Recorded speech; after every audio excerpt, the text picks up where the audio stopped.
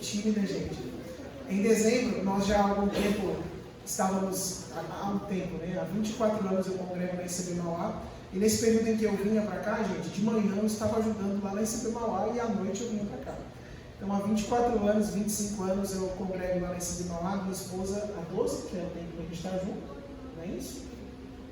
Foi um pouquinho antes. E, enfim, agora, durante todo esse tempo nós ajudamos sempre todos os pastores que passaram pela ICB Mauá, desde o pastor Estênio, desde o missionário João Batista na primeira vez, depois pastor Estênio, depois pastor Rafael, pastor Jonatas, e aprove o Senhor nesse ano, agora em dezembro, dia 18 de dezembro, para ser mais específico, que o Senhor tocou o coração do missionário João de nos colocar para pastorear a igreja lá na sede, ICB Mauá. Eu quero dizer a vocês que todos vocês são muito bem-vindos quando precisarem estar lá. Na Santa Ceia, os nossos encontros, quero dizer que ver vocês lá vai ser um grande prazer, né?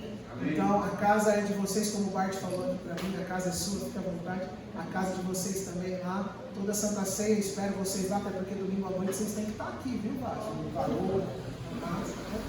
E aí o Senhor colocou esse desafio nas nossas mãos, que é de extrema responsabilidade. Às vezes a gente vai com medo, mas vai com medo mesmo, né? E a minha esposa um pouco apreensiva com tudo isso, eu também, a gente em vários momentos de conversa lá, e tem sido um grande desafio, mas muito prazeroso, né, irmão? Então, você quer falar alguma coisa? Gente, ela é muito tímida assim, né? Mas para quem conversa sabe que ela se solta, ela fala bastante. Deus abençoe essa minha esposa Nathalie. Nós temos 2 filhos, a Lorena de 8 anos, vai fazer 8 agora dia 7, e o Theo que tem 3 aninhos, tá bom? São mó barato. Então, um dia que vocês conhecerem eles, tá bom? Vai ser certeza que o Theo vai jogar uma teia do Homem-Aranha em você. Deus abençoe. Ô, Juliana.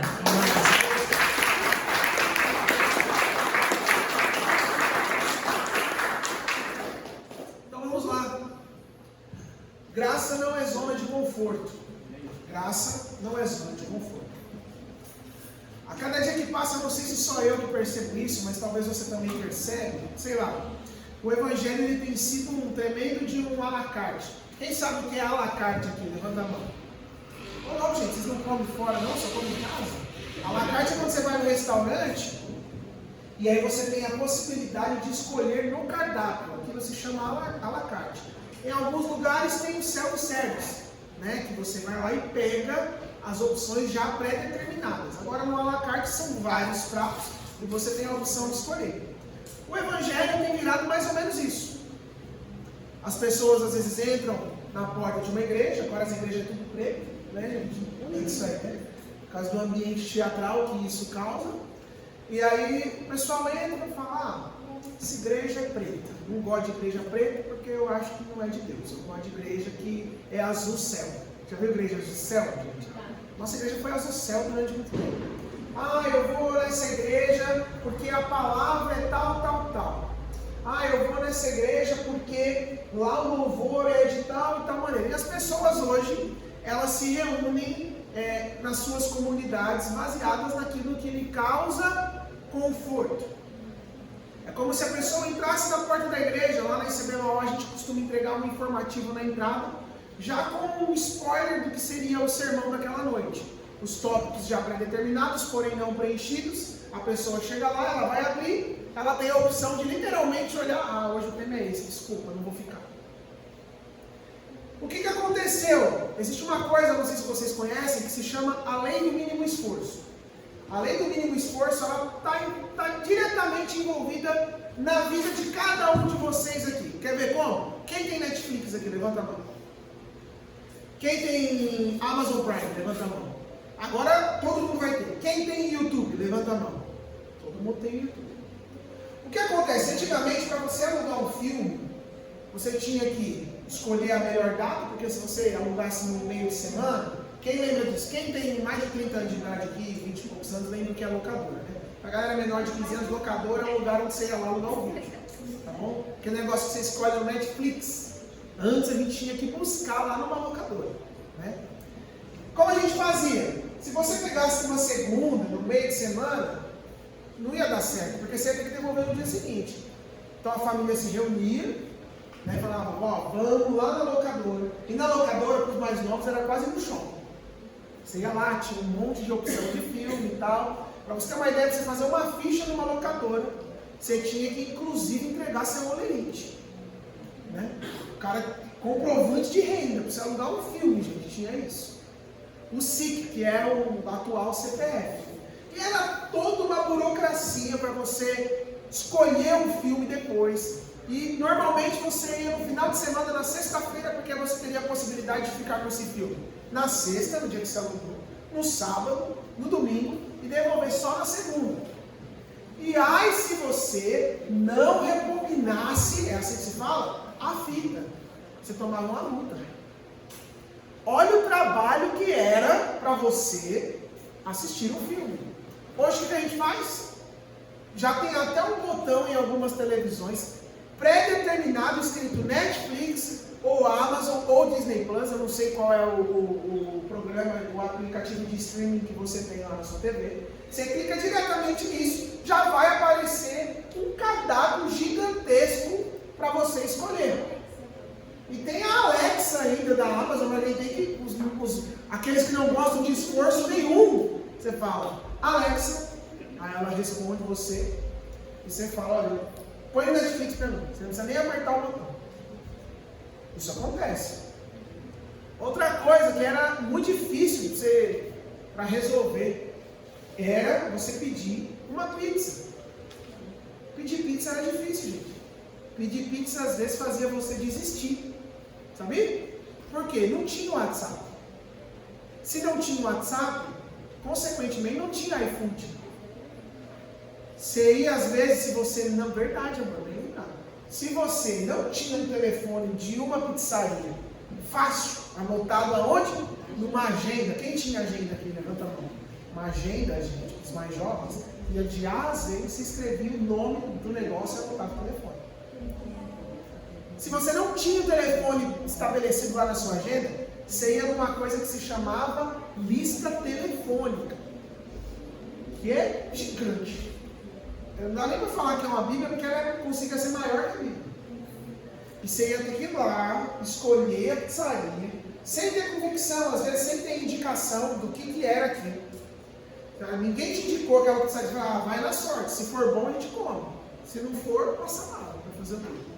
Você escolhia lá a pizzaria, ligava, você tinha que dar a sorte do telefone não estar ocupado, como eu disse, não tinha o WhatsApp. Você tinha que dar a sorte, insistir até que dava certo. Só que, gente, há 15, 20 anos atrás, não tinha cartão. Era tudo no dinheiro. Maquininha de cartão para o cara levar lá da pizzaria até a sua casa, isso não existia, não. Você tinha que separar o trocado bonitinho, ou falar para o cara qual era o troco, tudo mais.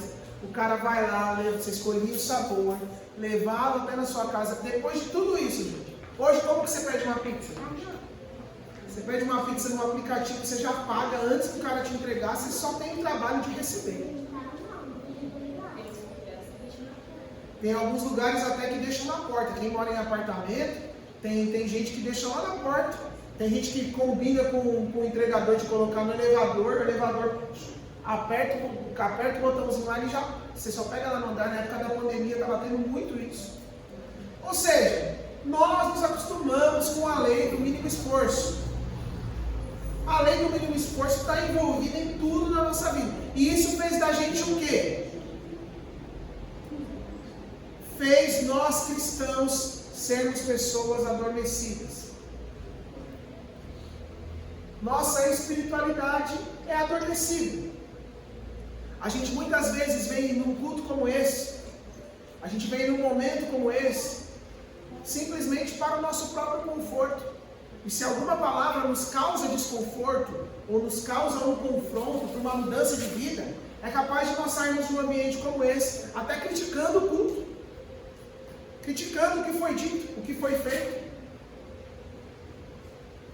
A prova do desconforto em muitas das nossas igrejas, ou na grande maioria das nossas igrejas, a prova do conforto de muitos de nós cristãos, é que muitas vezes nós temos a oportunidade de pregar o Evangelho a alguém, e nós negligenciamos isso. A lei do mínimo esforço nos tornou cristãos mimados, confortáveis e conformados com a realidade do mundo. A grande verdade é, se mexeu no meu status quo, você sabe o que é o status quo? O status quo é o status de conforto. É quando seu chefe fala, olha, eu preciso de você numa nova função.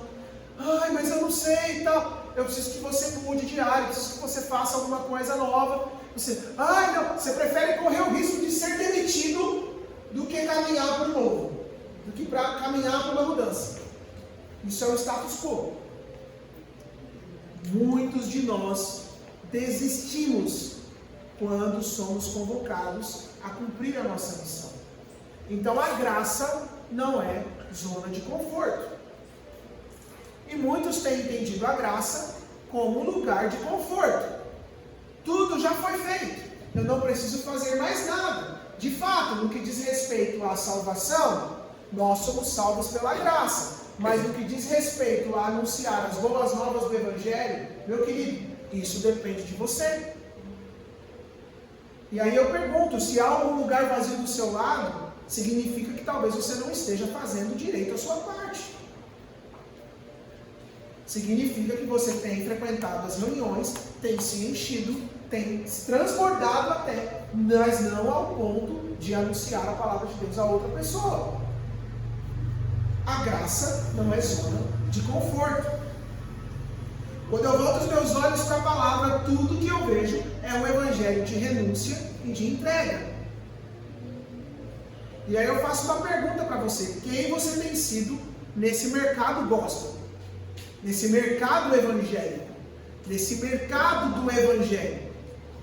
Você tem sido um cliente que busca conforto? Ou um servo que entende o confronto a fim de mudar ao seu estilo de vida? Quem você tem sido? Pergunta para a pessoa do seu lado. Quem você tem sido? Gente, você precisa falar mais alto, gente. Me ajuda a pregar. Pergunta, quem você tem sido? E é muito engraçado, porque quando veio esse tema, o Bart falou sobre a verdadeira graça.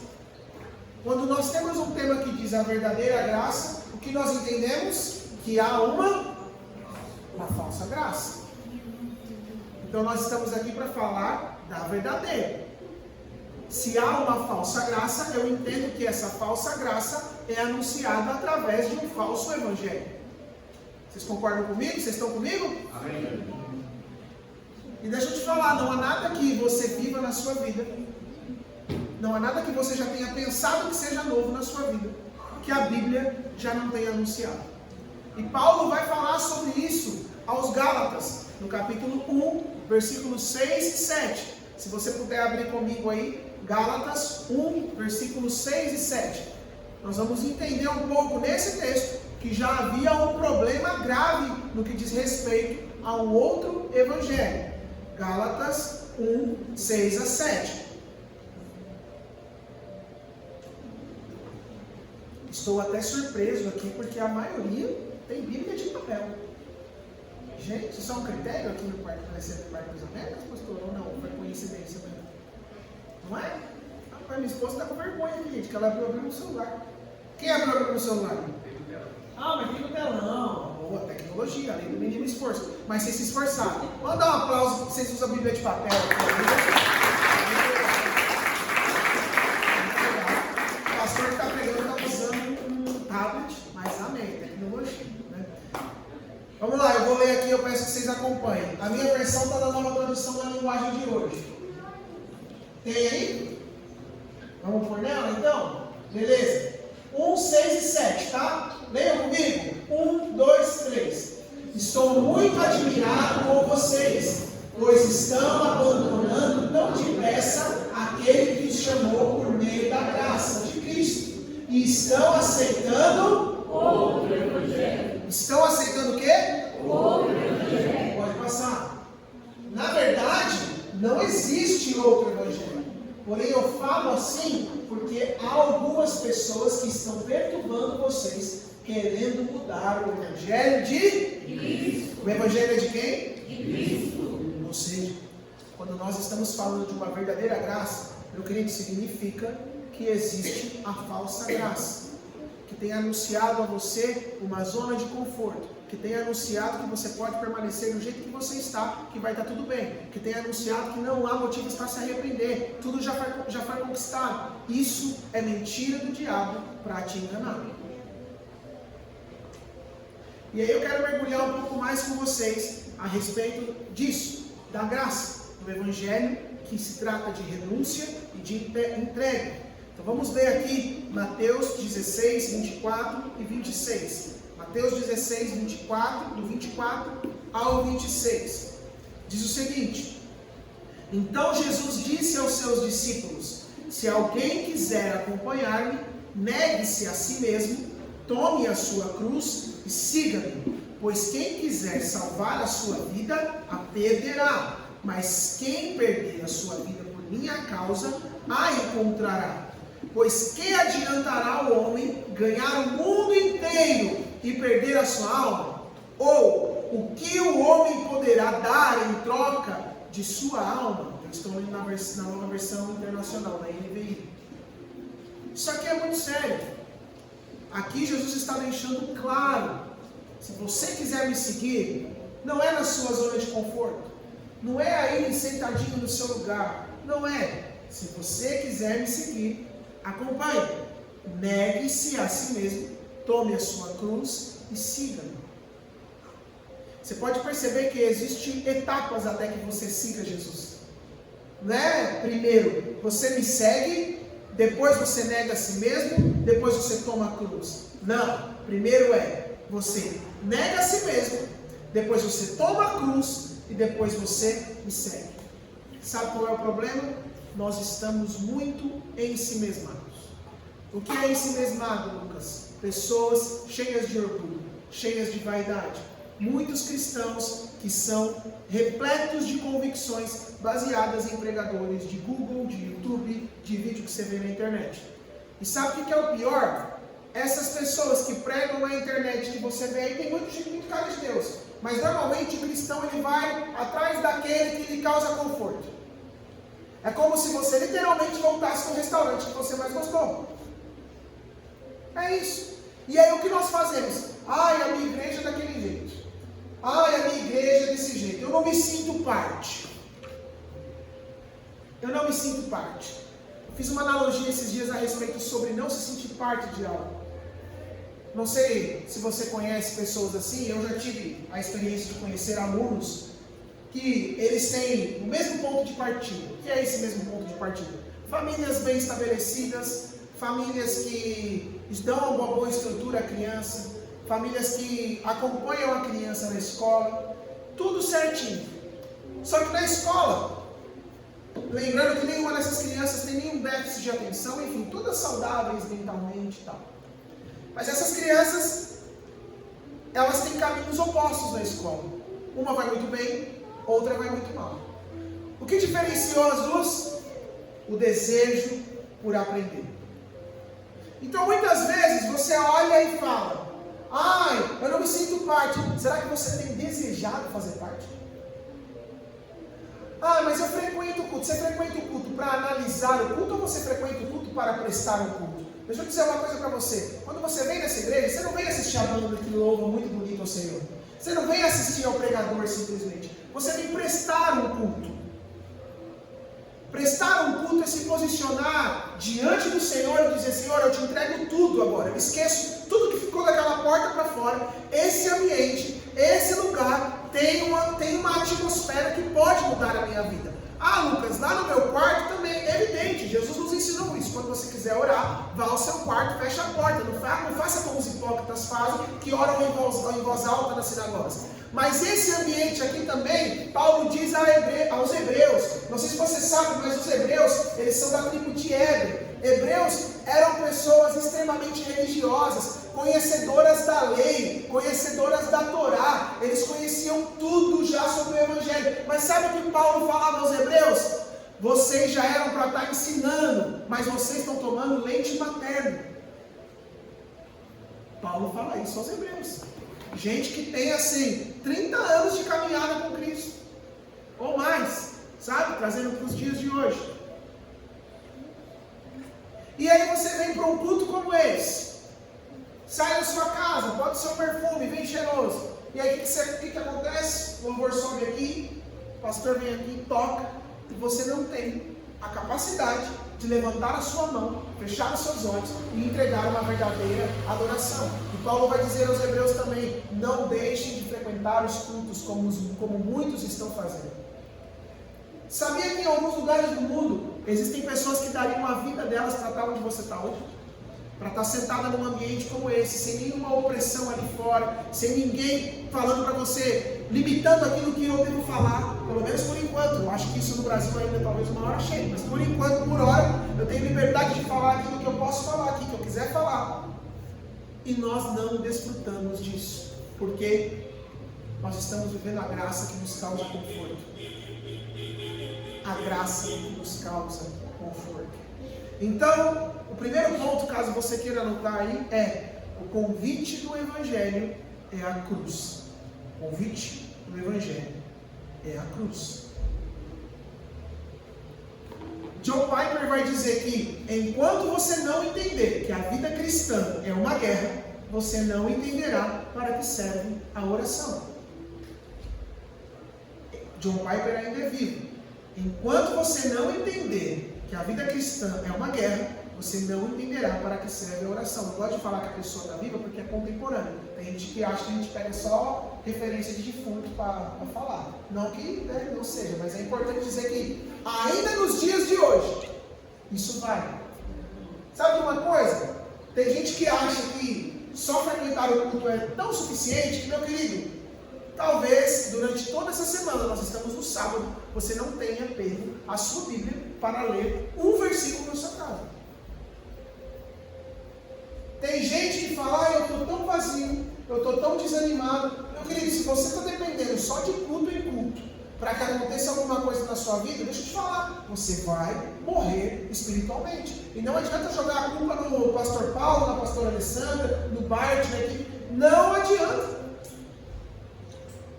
Porque a responsabilidade é sua. O véu foi rasgado, você tem livre acesso à sala do trono, você tem livre acesso ao lugar santíssimo, você não depende de intermediários para chegar ao Senhor. O meu papel aqui é simplesmente falar para você, acorda!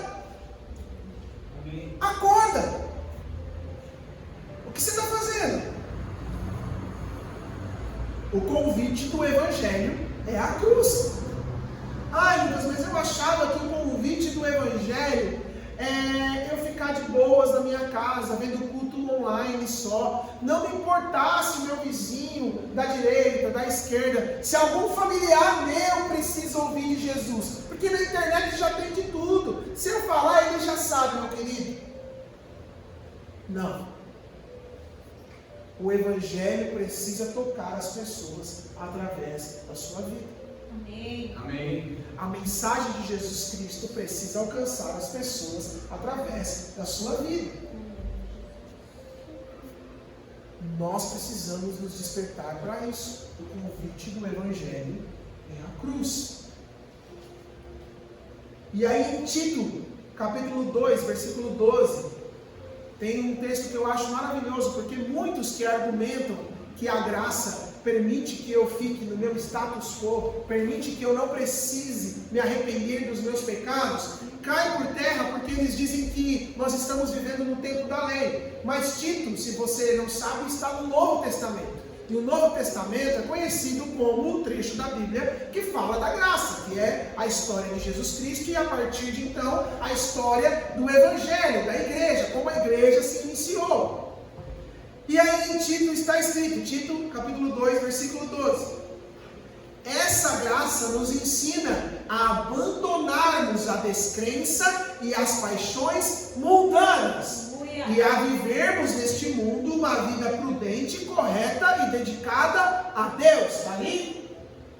Está na NVI, vamos lá, vai ficar bom também. Vocês podem ler comigo? 1, 2, 3.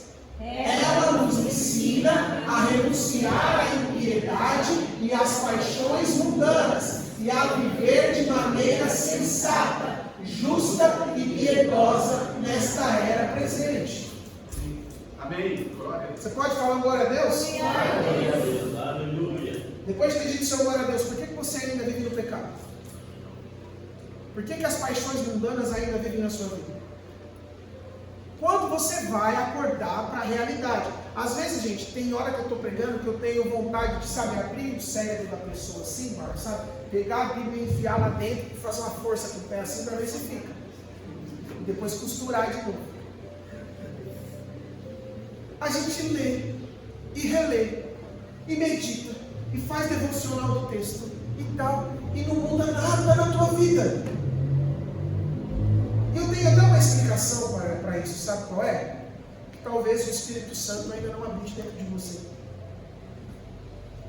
Porque se tem uma música que a gente canta que fala muito sobre isso, né? Quem já pisou no Santo dos Santos em outro lugar não sabe viver.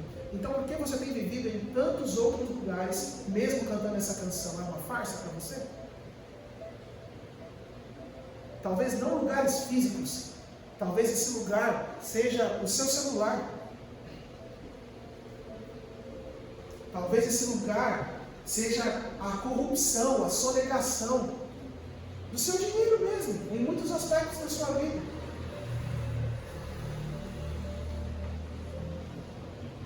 Talvez seja o momento, hoje, nessa noite, de você abandonar as paixões mundanas.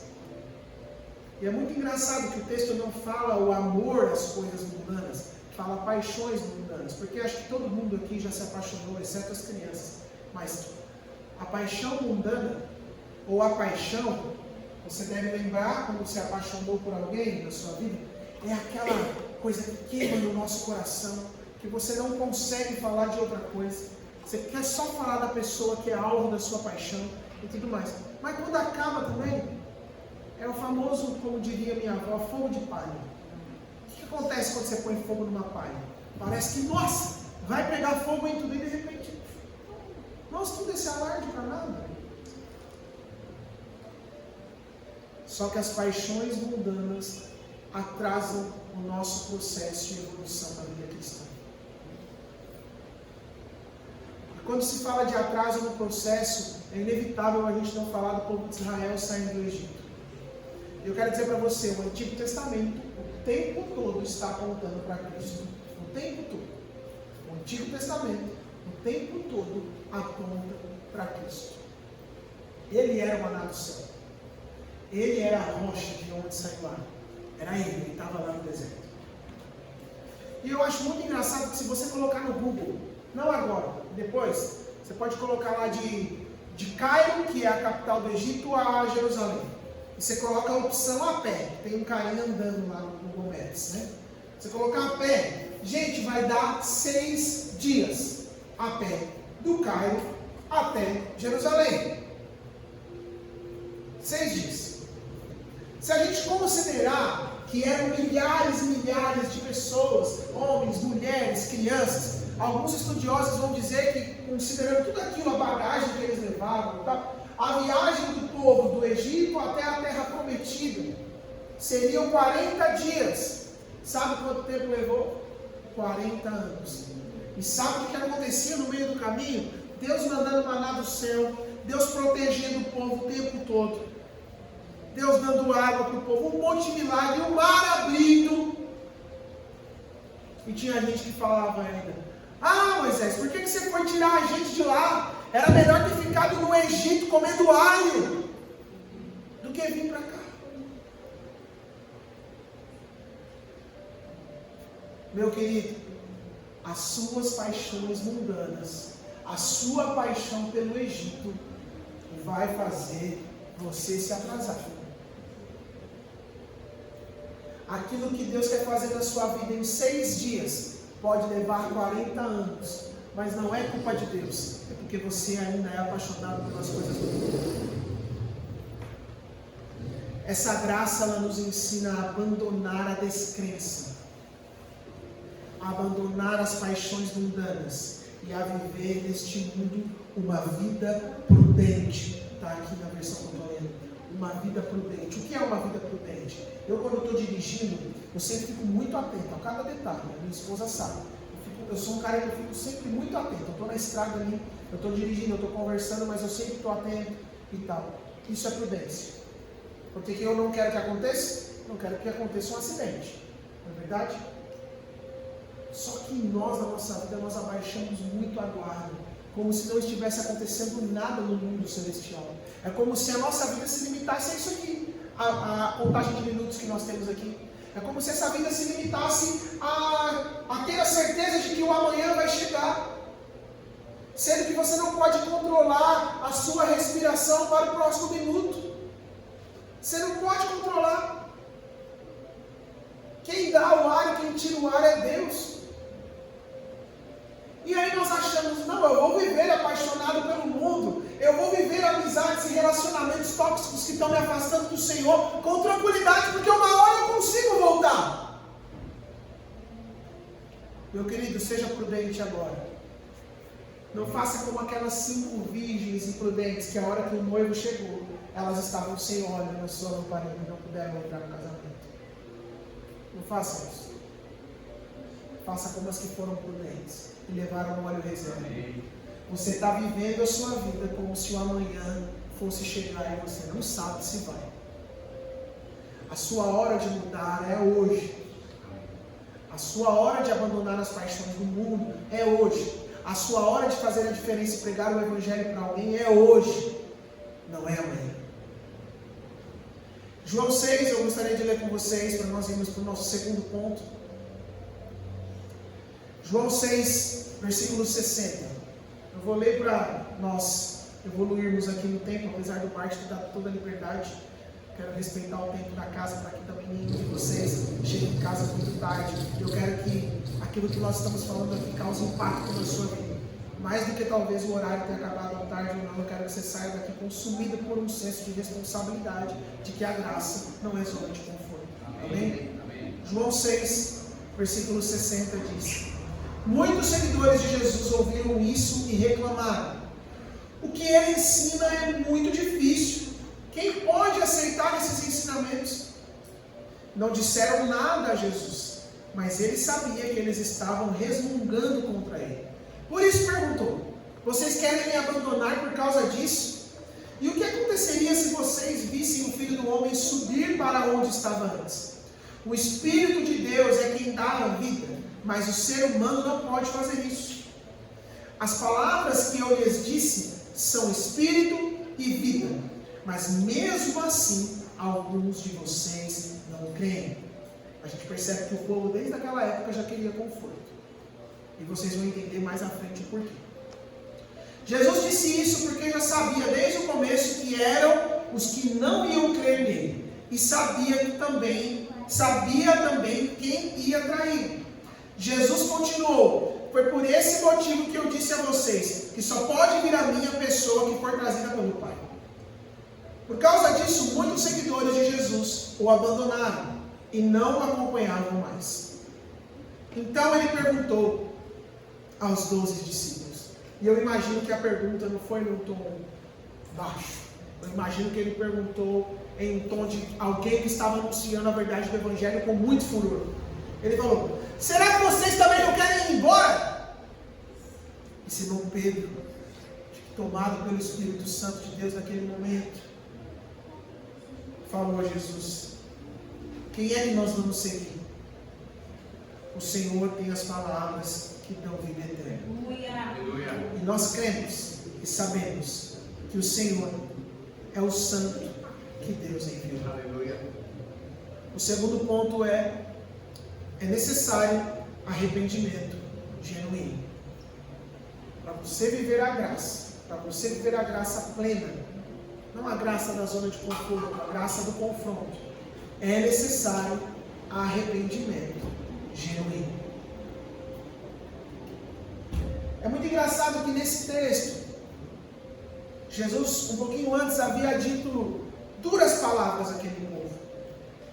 E na sequência, alguns questionaram, como a gente leu aqui. Nossa, o que ele ensina é muito difícil, pelo amor de Deus, parece física.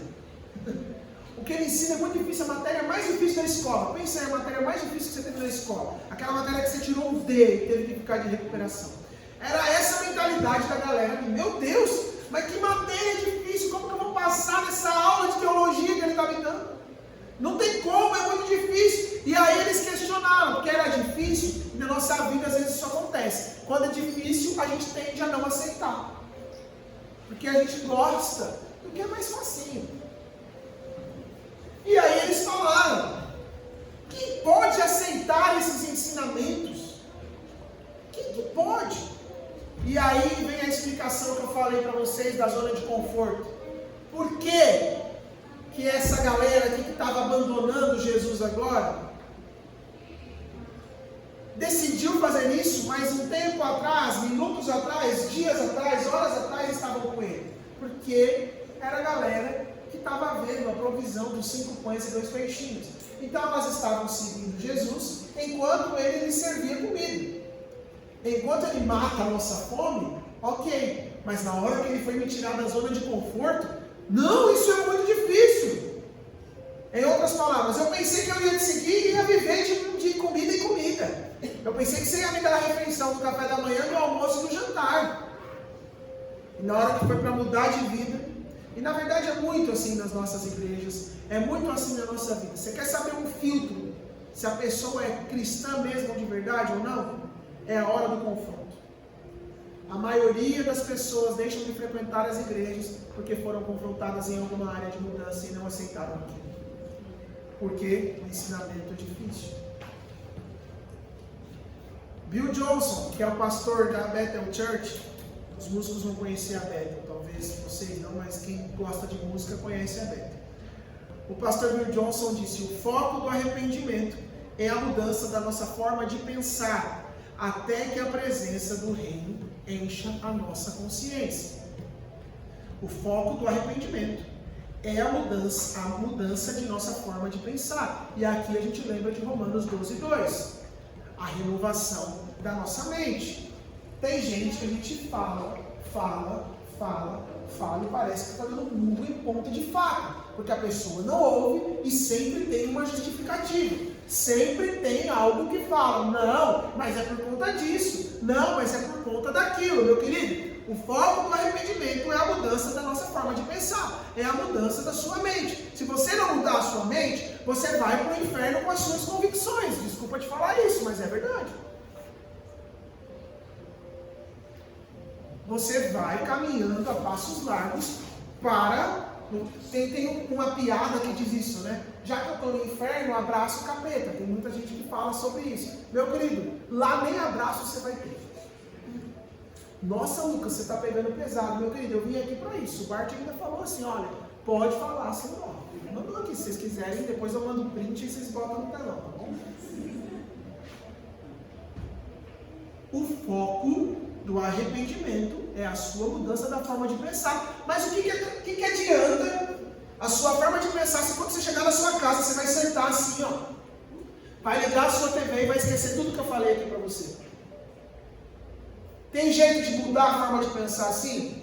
Sabe como você muda a forma de pensar, meu querido? Exercitando o seu cérebro diariamente a mudar a rota daquilo que a sua carne quer que ele faça.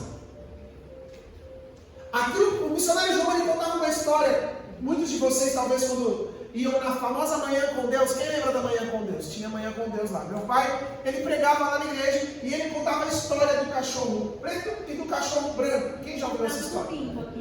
Ele vai contar no domingo? Não, o pastor contou Contou no domingo, então vocês conhecem a história. Conto de novo. A história do cachorro preto e do cachorro branco é o seguinte: havia o dono desses 2 cachorros, e esses 2 cachorros, eles lutavam, eles literalmente brigavam. Cão de rinha. Isso, cão de rinha. E aí o dono era muito esperto, ele fazia as apostas previamente, com uma semana antes, mais ou menos, do confronto entre os 2 cães, e aí ele via que tinha muita gente apostando no branco. Ah, eu vou apostar no cachorro branco. Aí todo mundo ia lá, ele falava: pô, o que eu vou fazer essa semana? Eu vou alimentar mais o cachorro preto, porque na hora da briga, o cachorro preto vai ganhar, e eu simplesmente vou ficar com todo o dinheiro. E ele fazia isso também quando todo mundo apostava no cachorro preto. E aí o cachorro preto ia para lá, fraquinho, porque naquela semana em que todos depositaram seu dinheiro no cachorro preto, ele alimentou mais o branco e deixou o preto passando fome. Lucas, o que você quer dizer com isso? Aquilo que você mais alimenta na sua vida é o que vai prevalecer. Aí você fala, eu não consigo mudar a minha forma de pensar. É óbvio, você não sai do seu celular.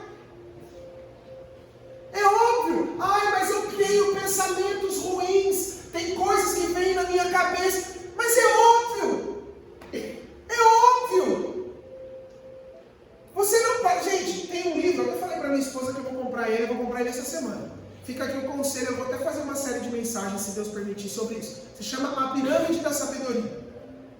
E lá eu li a sinopse do livro. O autor ele fala sobre o quanto a nossa pirâmide está invertida. A base da vida do ser humano deveria ser a palavra de Deus, deveria ser a base. Depois, atividades físicas, família, alimentação, eu não vou saber a ordem. E por último, deveria ser o celular. Mas o que está acontecendo? A base de sustentação da sua casa, eu vou falar isso aqui hoje, e se não mudar a sua mente, muito provavelmente você vai chegar na sua casa e vai continuar fazendo a mesma coisa. Olha como é o celular. Eu estou falando para você, se você não pôr limite, é tóxico, mas você vai chegar na sua casa e vai continuar usando. É como se você fosse um dependente químico. É isso. A gente fala, não, droga faz mal. Não, mas aí você vai falar, não, mas eu sei, eu me controlo. Não é do jeito que você acha. Não é assim. Já tentou, gente, eu tive um amigo, infelizmente, que ele era dependente químico e ele morreu, inclusive, na cadeia. E a gente falava com ele. E não adiantava nada. Não adiantava absolutamente nada. Até que ele foi preso, e até onde eu sei, lá na cadeia, ele voltou aos caminhos do Senhor. E ele começou a pregar nas presidiárias. E eu acho que Deus, vendo o arrependimento dele, decidiu levá-lo até naquele momento. Porque talvez, entendendo até a fragilidade dele, ao sair de lá, talvez ele voltasse para as drogas. E o celular, meu querido, é uma droga. E eu posso te falar, todos nós somos viciados nisso. Ou a grande maioria. E nós estamos perdendo os nossos filhos. E a gente não sabe por quê. Nós estamos perdendo a nossa família. E a gente não sabe por quê. Porque o diálogo é muito maior com quem está no mundo virtual do que quem está no mundo real. Se você não mudar a sua forma de pensar, meu querido, você não vai se arrepender. Porque quem não muda a forma de pensar, sempre acha que está certo. Tem como você convencer alguém de que ele está errado, se ele sempre acha que está certo? Quem já tentou conversar com alguém que é o famoso cabeça dura? O mundo está vendo que está errado. O mundo. Não é um, não é dois, não é três. É 100 pessoas para mais. Está vendo que aquela pessoa está agindo errado. Aí que todo mundo fala a mesma coisa. Todo mundo fala a mesma coisa. Mas a pessoa ainda acha que está certa. Quem já conversou com gente assim? Só eu, gente. Levanta a mão, quem já conversou? Chega a ser insuportável. Você fala, meu Deus, o que está acontecendo? Eu estou falando, eu falo um, eu falo dois, eu falo três. E não muda. E não muda. Se você não mudar a sua forma de pensar, você vai achar que você é dono da razão. E só depois que você consegue mudar a sua forma de pensar, a presença do reino. O que é a presença do reino? Se a gente for falar das características do reino dos céus, o primeiro ponto é amor. É amor. É a verdadeira graça. São características do reino que precisam ser estabelecidas aqui na terra. Mas quem vai estabelecer o reino de Deus aqui na terra, Lucas? É óbvio que a totalidade do reino vai ser estabelecida na vinda do nosso Cristo, no retorno dele, na volta dele. Mas o nosso papel aqui na terra é fazer com que lances, com que coisas, que relances do reino já comecem a ser estabelecidos. Então sinais de curas, prodígios, libertação, sinais de maravilhas precisam acontecer a partir da sua mudança de mente. O avivamento só vem se nós nos arrependermos. Pessoas que acham que não precisam se arrepender, nunca vão viver um verdadeiro avivamento. Qualquer ministração ou mensagem que lhe conforta demais, ou lhe diz, venha como estás, mas não lhe confronta e encoraja para que ocorra uma mudança de vida, duvide desse evangelho, deste egocentrismo camuflado de teocentrismo. Egocentrismo é o homem no centro de sua própria vida. Teocentrismo é Deus no centro de sua própria vida. Então tem muita gente que tem ouvido um evangelho de conforto, de papinha, de leitinho. Ai, como é gostoso. Olha que delícia. Olha esse tecladinho no fundo. Olha os anjos de Deus aqui e tal. Daqui a pouco está dormindo. De tão confortável que está. Meu querido, o que eu vim pregar aqui hoje pode ser duro. Mas se Deus mandou falar isso para você é porque Ele ainda se importa, porque Ele ainda ama você. Cuidado com o evangelho que só diz para você, venha como estás, mas não exige nenhuma mudança de comportamento de vida. Quando nós pensamos nisso, nós lembramos muito da mulher adúltera que foi levada ao Senhor Jesus por fariseus, por religiosos. Eu imagino que tinha gente de todo tipo levando aquela mulher lá. E ela provavelmente despida, toda envergonhada. E eles apontam para a lei, dizendo: Senhor, na lei diz que se nós pegarmos uma mulher dessa forma, ela deve morrer apedrejada. Essa é a lei. Jesus vira para eles e diz: quem não tiver pecado pode tirar a primeira pedra. O que acontece? Todos vão embora. Jesus pergunta para aquela mulher: onde estão os seus acusadores? Ela diz: foram embora. Jesus diz: eu também não te condeno. E aí, o diálogo acabou aí ou não? Jesus olha para ela e fala: então vá e não peques mais. Então todo o evangelho que diz para você: vem como você está, vamos curtir uma boa música e tudo mais, mas não pede o seu comprometimento para uma mudança de comportamento. Meu querido, foge disso. Isso é seita e vai acabar matando a sua fé. Apenas Cristo possui as palavras de vida eterna. E o último ponto que eu quero tratar com vocês aqui é: o conforto indica que você está no centro da sua vida. O conforto indica que você está no centro da sua vida. Chegou a pizza. Se o Deus que você adora nunca discorda de você, preste atenção nisso. Se o Deus que você adora nunca discorda de você, é possível que você esteja adorando uma versão idealizada de si mesmo. Quem disse isso foi Tim Keller, ou Timothy Keller. Se o Deus que você adora nunca discorda de você, é possível que você esteja adorando uma versão idealizada de si mesmo. Ou seja, você é o seu próprio Deus. Nós atualmente estamos vivendo uma realidade no qual somos incentivados a viver a vida do nosso modo. Não há mais temor, não há mais respeito. E o que mais me espanta é ver o texto que está em Mateus 24:12 se cumprindo a cada dia. A maldade vai se espalhar tanto que o amor de muitos... A maldade vai se espalhar tanto que o amor de muitos... Isso não indica que pessoas deixarão de frequentar os cultos, deixarão de erguer as suas mãos em sinal de adoração nos cultos, ou até mesmo que se desviarão. Não. Isso indica que pessoas frequentadoras assíduas dos seus cultos, possivelmente ativas nos ministérios, servindo em vários lugares da igreja, negligenciarão a santidade, negligenciarão o arrependimento. Se tornarão os deuses de suas próprias vidas, a fim de agir por conveniência. E a consequência disso é uma igreja cheia de pessoas vazias. É isso. Tem muita gente aqui na ICB Mauá, na ICB Paranavaí, na Hillsong. Tem gente assim diante do trono, na Batista Lagoinha, na Zion, na Onda Dura, em uma pancada de igreja, na Assembleia de Deus. Tem gente assim em todo lugar. Gente que ministra, gente que fala, gente que faz isso, que faz aquilo outro, mas é vazia. É extremamente possível. Sabe por quê? Existe uma coisa que se chama dom. E dom causa encantamento. Dom, se você pesquisar no inglês, é gift. E gift significa presente. Então dom nada mais é do que o presente de Deus. E todos vocês aqui têm dons.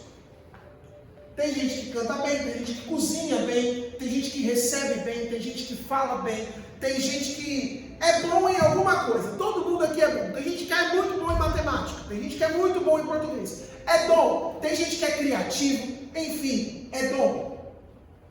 E tudo o que é dom causa encantamento. Então eu mesmo, pastor Lucas, já fui influenciado por pessoas que tinham um dom espetacular. É como se fosse mágica. A pessoa faz aquela coisa e você fala, meu Deus, como que ele fez isso? O dom causa encantamento. Mas só tem uma coisa que quebra o jugo. É a unção.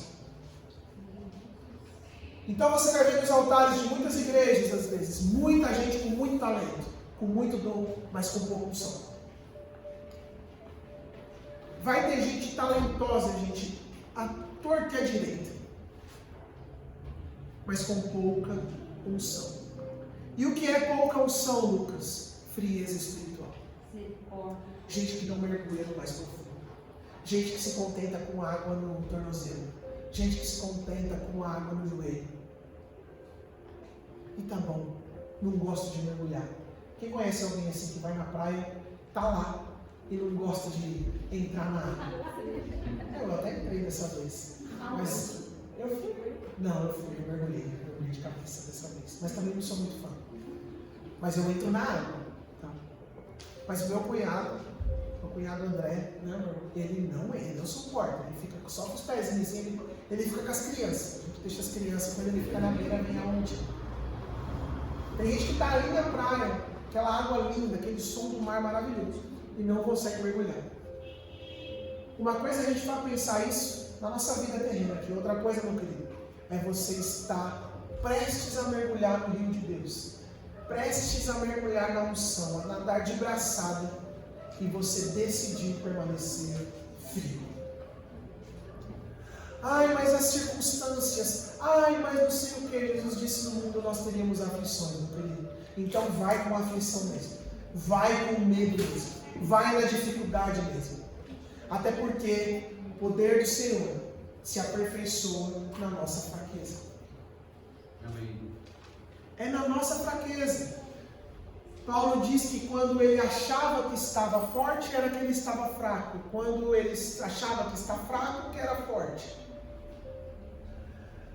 Paulo pediu ao Senhor, por favor, tira o espinho da minha carne. Tira. Sabe o que Deus fez? Vai ficar aí, até você morrer.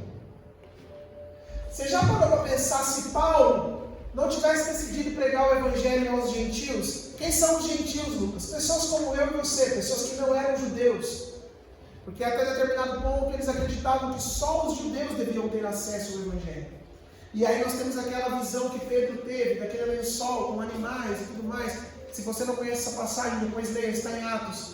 E ele via muitos animais e Deus deu uma interpretação a ele, de que ele não deveria tornar impuro aquilo que o Senhor fez ser puro. E ele interpretou aquilo que eu preciso pregar o evangelho àqueles que não são judeus também. E Paulo passou a viver isso também. Pedro passou a pregar também o evangelho aos não judeus. Você já parou para pensar que se Paulo fosse esperar, ai Senhor, quando eu for curado, eu vou. Ai Senhor, quando a minha depressão passar, eu vou. Eu e você, nós não sabemos, a Bíblia não nos diz qual era o espinho na carne de Paulo. Talvez Paulo era depressivo, talvez Paulo tinha alguma doença, que ele se lamentava muito, não está relatado lá. Mas isso impediu Paulo de pregar o evangelho? Não. Mas sabe o que acontece com a gente? A gente espera, a gente está tudo muito bom. E aí, meu querido, quando você acha que está tudo muito bom e resolve fazer as coisas, significa que você está indo pela força do seu próprio braço. E quando você acha que está fazendo as coisas na força do seu próprio braço, significa uma coisa, que você acha que você é senhor da razão. Você nunca vai ver fraqueza, porque eu sou forte demais. E é onde o dom começa a se destacar.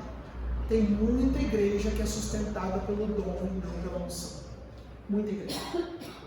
E acha que igreja é simplesmente uma empresa formada de várias pessoas talentosas. Em empresa, gente, precisa buscar Jesus para fazer uma empresa funcionar? Eu trabalho numa empresa, eu não vejo os diretores lá fazer uma oração aqui pro dia hoje. Não fazem isso. Normalmente, numa empresa, eu faço as minhas orações quando eu estou lá. Mas a direção, a presidência, não. E falando de forma terrena, de forma humana sobre isso, eles nem precisam. É técnica, são números. É simplesmente montar uma estratégia e fazer acontecer. Então, se tratando de igreja, é tudo muito bom. A gente precisa sim ter estratégia. A gente precisa sim traçar planos. Mas a gente não pode negligenciar a unção. Porque se for só na força do seu braço, vai dar errado. Entenda uma coisa, se o seu Deus, a quem você diz servir, sempre responde sim para tudo que você pede, o seu Deus é você mesmo. E aí você não entende por que você tem um monte de dívida. Você fala sim para tudo que você quer comprar. Eu não sei o que aconteceu com o meu cartão, estourou. Eu sei, eu posso te falar o que aconteceu. Quem quer saber o que aconteceu com o seu cartão? Eu falo para você. Você usou. Foi o que aconteceu. Você simplesmente usou. Não foi um erro no banco. Não foi, vou pegar a fatura, está errado isso aqui. Não está não, os caras não erram, gente. Se tem uma coisa que o banco não erra, é na conta da sua fatura. Não vai errar. Se o Deus a quem você diz servir sempre responde sim para suas vontades mimadas, para suas vontades confortáveis, esse Deus é você mesmo. É totalmente incoerente adorarmos um Deus que é sujeito a mim e que depende do meu esforço para realizar o sobrenatural. É incoerente. Você fala, não, Deus depende dos meus dons, dos meus talentos, depende de toda a minha estratégia. Ele é sujeito a mim. Eu falo, Deus faz. Eu reivindico, restituo. Ele é Deus. Ele é Deus. Se Ele quiser, Ele faz. Se Ele não quiser, Ele não faz. A questão é que nós temos Deus como aquela lâmpada do gênio do Aladim. A gente faz assim, aí sai o gênio, tipo Deus azul. Imaginou Deus azul aí? Sai o Deus azul. Ele fala, você tem 3 desejos. O seu primeiro desejo é o quê? Me ajuda a quitar meu cartão de crédito. Esse é o primeiro desejo. E você vai e Deus olha para você, né? Se fosse o gênio da lâmpada, ele até faria. Mas Deus vai falar o quê? Quando eu disse para você não fazer esse cartão, porque aquele clique na sua consciência, quando aquela menina da loja chegou para você e disse, quer fazer um cartão? Aquele estalo que deu na sua consciência, pode ser o Espírito Santo falando para você, não faz não. Não faz. Mas o que você fez? Fez.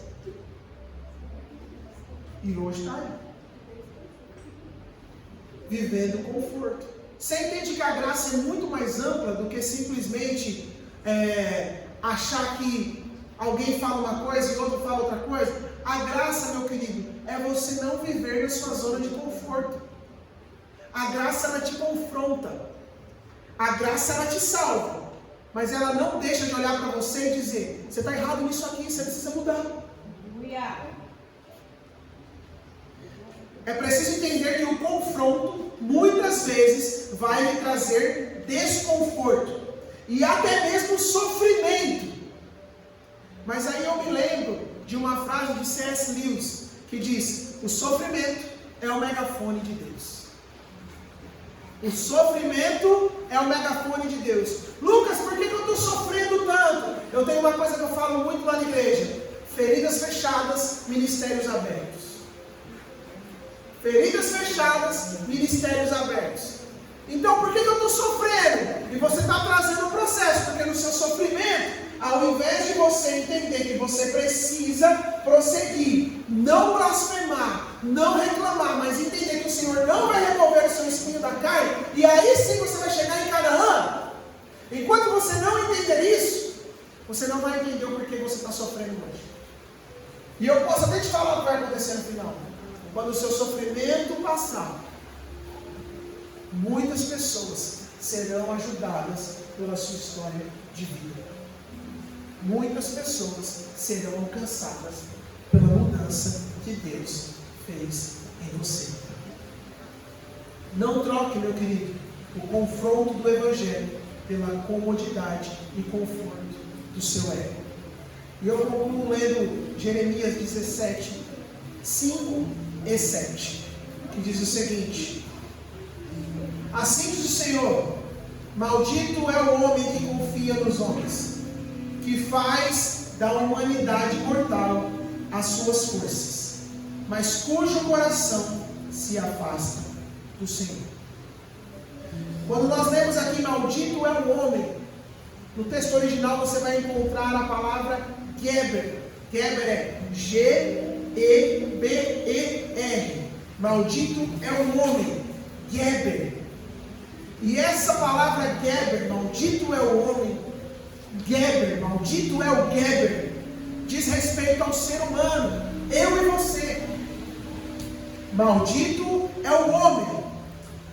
E aí depois o texto continua, que confia nos homens. Lá no texto vai estar escrito Adam, o texto original. Maldito é o homem, Geber, maldito é o homem, eu e você, que confia no homem, nos homens, Adam. E esse Adam traz a referência da natureza humana. Então o texto em linhas gerais, a gente estrinchando o texto, vai estar escrito: malditos somos eu e você que confiamos na nossa natureza humana. É isso que o texto vai nos ensinar. Maldito seja o homem que confia em sua natureza humana, cuja o coração se afasta do Senhor. Então sabe o que tem acontecido? Muitos de nós temos vivido uma graça que aponta para nós que as nossas próprias vontades, que o meu próprio desejo, que aquilo que eu penso, que aquilo que eu imagino que seja o mundo ideal, que aquele mundo do Instagram que as pessoas vivem é para mim, que é justamente só aquilo que eles postam que realmente é a vida deles, não aquilo que fica atrás do stories, atrás daquele post. Não, a consciência humana nos fala que nós devemos ir em busca daquilo, enquanto a verdadeira graça olha para nós e fala: meu filho, eu te amo, meu filho, eu quero você bem, mas tem algumas coisas que eu preciso falar para você, para que você mude a sua mente. E uma delas é: corra para a cruz, saia da sua zona de conforto e se arrependa genuinamente. Se você entendeu isso, eu gostaria que você ficasse de pé nessa noite.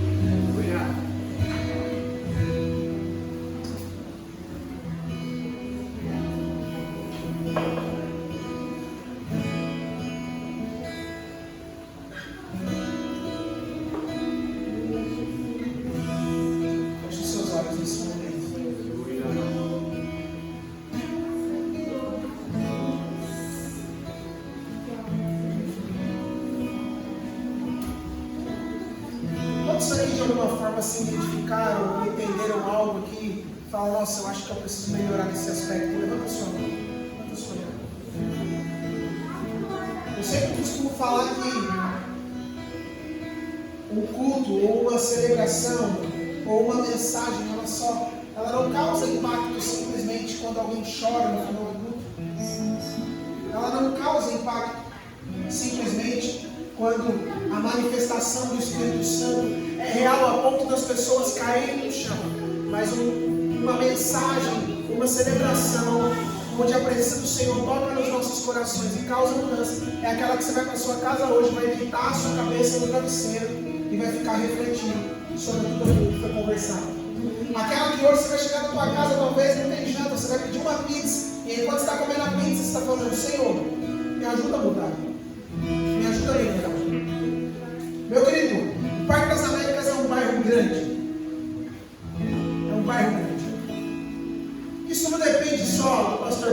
pastor Alessandro.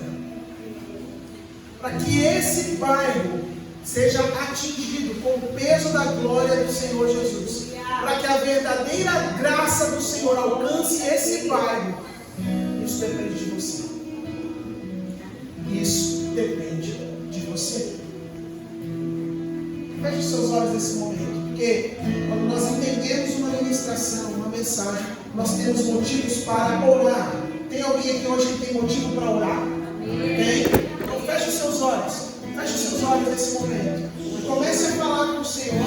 Não fique esperando que eu fale aqui no microfone, que eu ore aqui no microfone. Faça a sua oração de acordo com aquilo que o Senhor tocou no seu coração. Fale com Ele nesse momento, meu querido. Fale com Ele nesse momento. Fale, Senhor, me ajuda a mudar a minha mente. Me tira da minha zona de conforto. Senhor Jesus, muitas vezes eu insisto em voltar para lá. Quando muitas vezes eu estou caminhando para o seu propósito, o inimigo coloca distrações no meu caminho que me fazem voltar para a minha zona de conforto. E me confundem, fazendo eu achar que eu estou cumprindo a tua vontade para mim, mas na verdade está só me atrasando.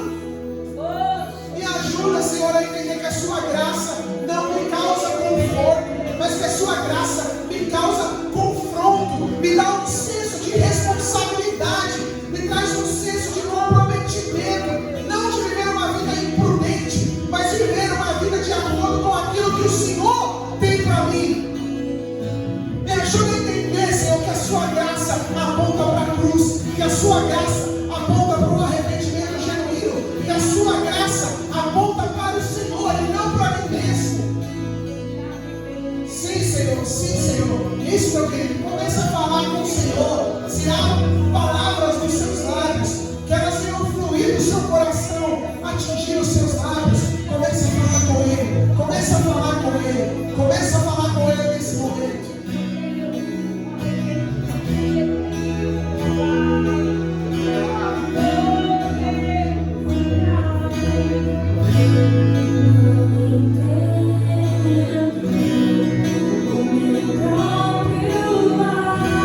Vamos cantar isso. Antes. Ai, Senhor, graça.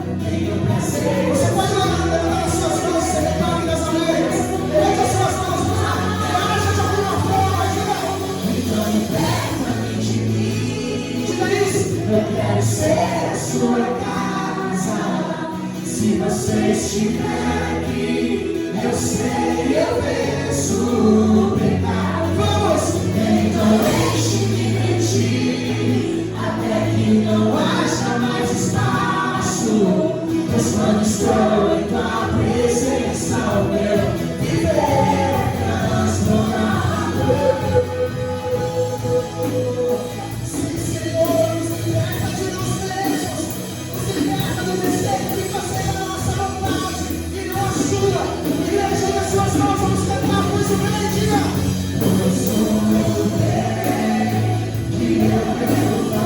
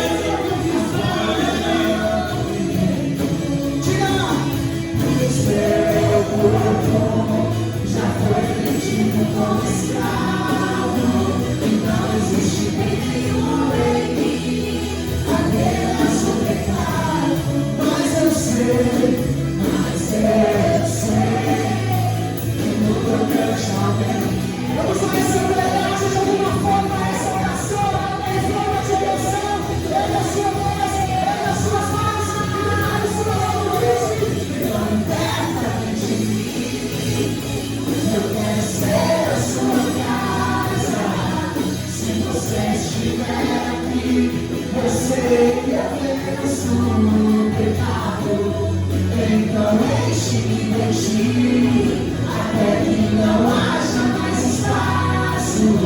Mas quando estou em tua presença, pega a sua voz, pega isso, meu, então liberta-me de mim. Eu quero ser a sua casa. Deixa mais alto isso. Se você estiver aqui, eu sei que eu venço o pecado, então enche-me de ti, até que não haja mais espaço.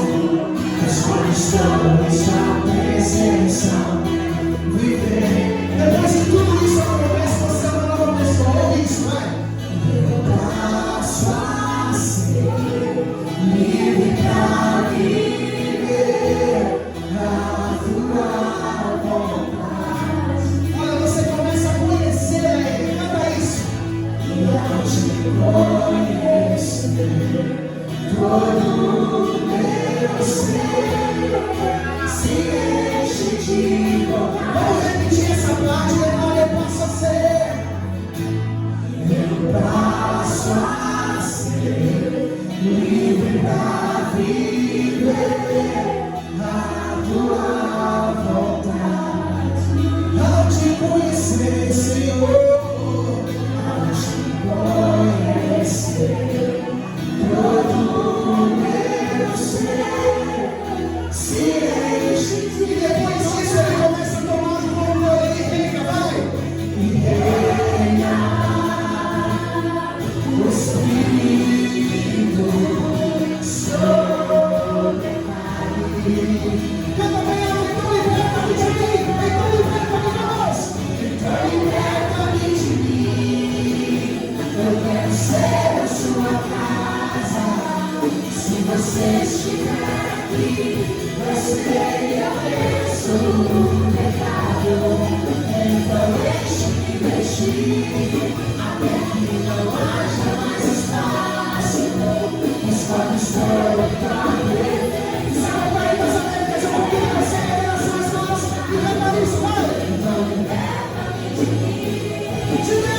Eu quero ser a sua casa. Se você estiver aqui, eu sei que eu venço o pecado, então enche-me de ti, até que não haja mais espaço. Mas quando estou em tua presença, eu quero viver. Com a sua voz, canta bem alto isso, diga. Então liberta-me de mim. Eu quero ser a sua casa. Se você estiver aqui, eu sei que eu venço o pecado, então enche-me de ti, até que não haja mais espaço. Mas quando estou em tua presença, eu liberta-me o Espírito sobre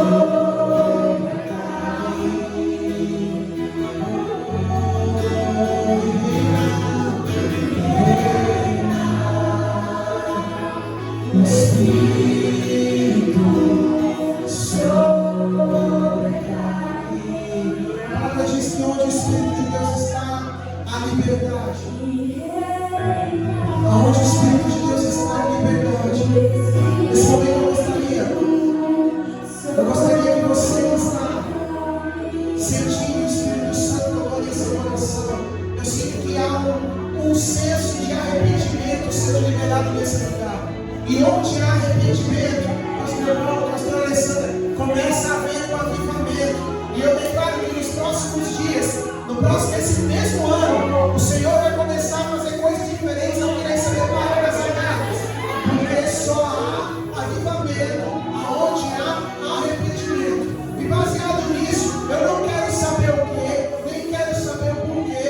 Eu sinto em meu espírito que há choros aqui essa noite, que há pessoas que entendem que precisam de uma mudança de vida, que eles precisam de uma mudança de vida. E através do que foi ministrado hoje, através dessa canção, essa pessoa entende que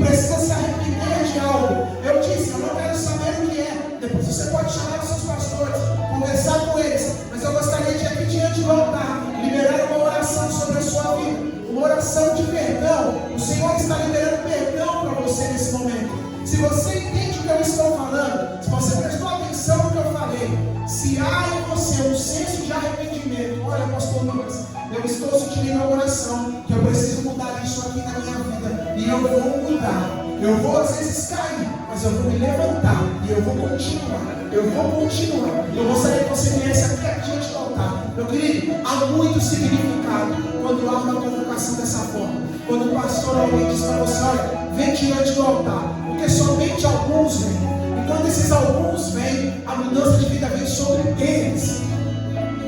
É evidente que se todo mundo vem, é maravilhoso. Mas eu gostaria que você que entendeu o que foi dito aqui hoje, venha até aqui na frente. Eu quero orar por você. Não vem demorado não, porque a gente demora. Vem aqui na frente, vem. Nós temos duas pessoas que entenderam aqui. Tem mais gente que precisa de uma oração, no aspecto de, olha, eu preciso mudar isso na minha vida. Está tudo certo na vida de todo mundo aqui, ninguém precisa mudar mais nada. Alguém está falando, zona de conforto. Meu querido, você não entendeu o que eu falei? Senão eu volto aqui no tal, a gente pega e reprego a mensagem. Porque é impossível. Todos nós temos coisas a mudar na nossa vida que vão nos aproximar do Senhor Jesus. Todos nós temos. Eu quero orar por você. O pastor Paulo vai me ajudar com isso, por favor. O pastor Alessandro também. Nós vamos orar por você.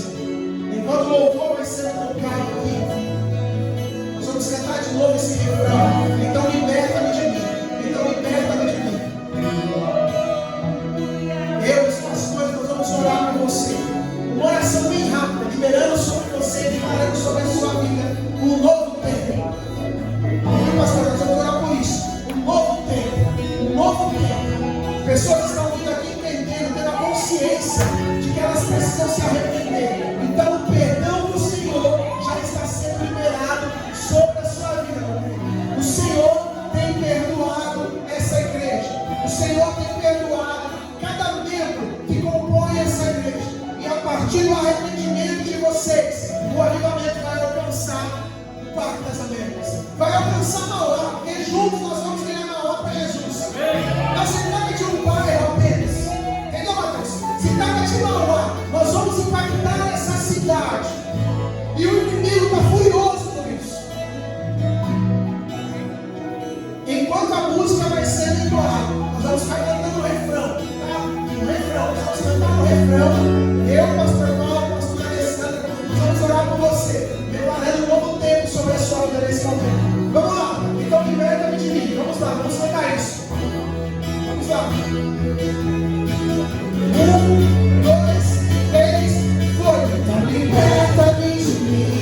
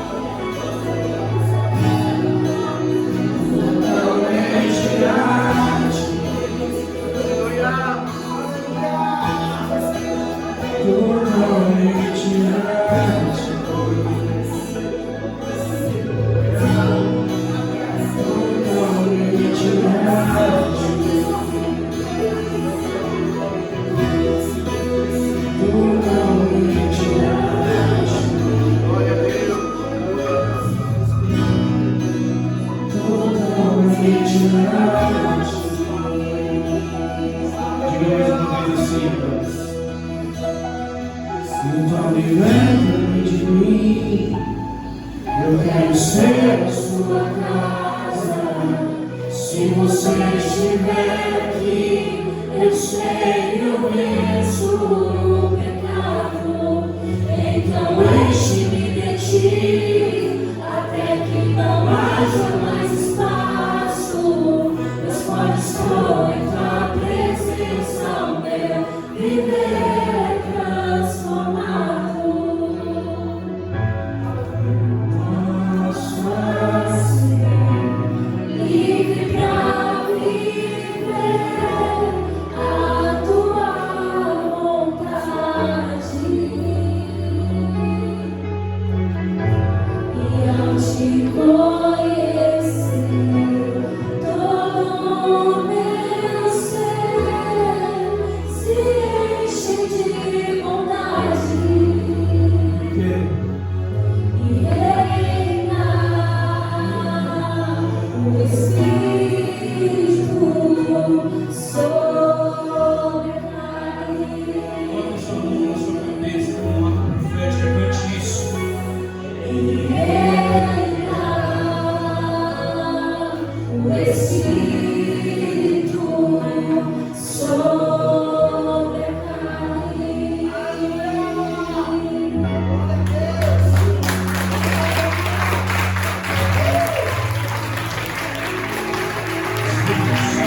Obrigado pela sua doce presença nesse lugar.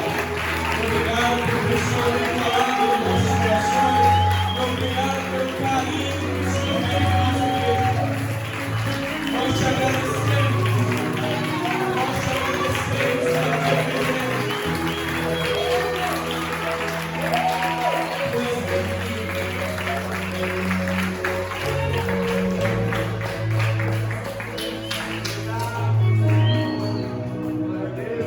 Gente, todo sábado está ficando difícil acabar o culto.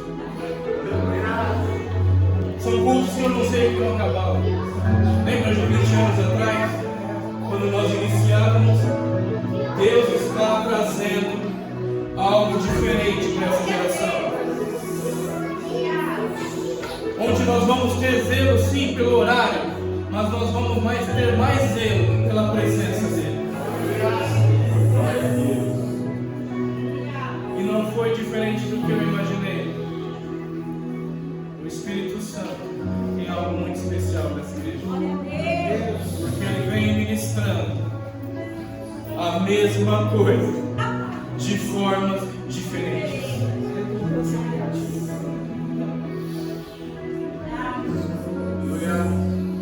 Que você entenda que a graça do Senhor nada mais é do que uma ferramenta para você vencer.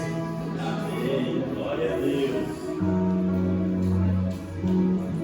Não é um voucher para você fazer o que você quer. Não é um voucher para mim agir conforme o que eu acho. Mas que realmente o Espírito do Senhor reine em nossas vidas. Que o Espírito do Senhor reine nesse lugar. Tome seu assento por mais um momento.